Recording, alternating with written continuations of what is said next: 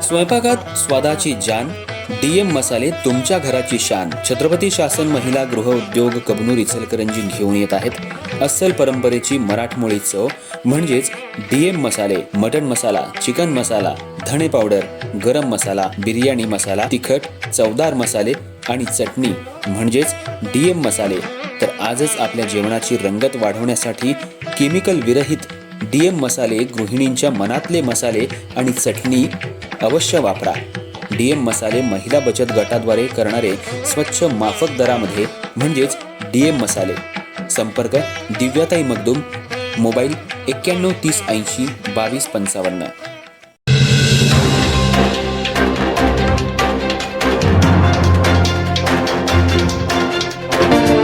नमस्कार, मी तेजस्विनी मगदूम.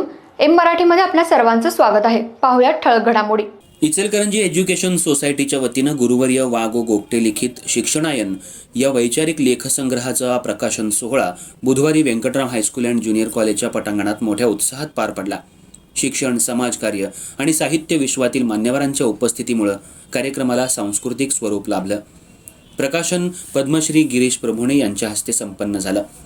आपल्या मनोगतात त्यांनी शिक्षणाच्या बदलत्या स्वरूपावर भाष्य करताना गोगटे यांच्या लेखनाची धडाडी, प्रामाणिकता आणि शिक्षकांसाठीचं मार्गदर्शकत्व विशेष अधोरेखित केलं. अध्यक्षस्थानी इचलकरंजी एज्युकेशन सोसायटीचे अध्यक्ष डॉक्टर गो सी ढवळे होते. अध्यक्षीय भाषणात त्यांनी शिक्षण ही केवळ अध्यापन प्रक्रिया नसून समाज परिवर्तनाची शक्ती आहे. शिक्षणायन हा लेखसंग्रह त्याच जाणीवेला बळ देणारा ग्रंथ ठरेल असं मत व्यक्त केलं. यावेळी राष्ट्रीय स्वयंसेवक संघाचे सहसंघचालक भगतराम छाबडा आणि साहित्यिक आनंद हर्डीकर यांनीही उपस्थितांना संबोधित केलं.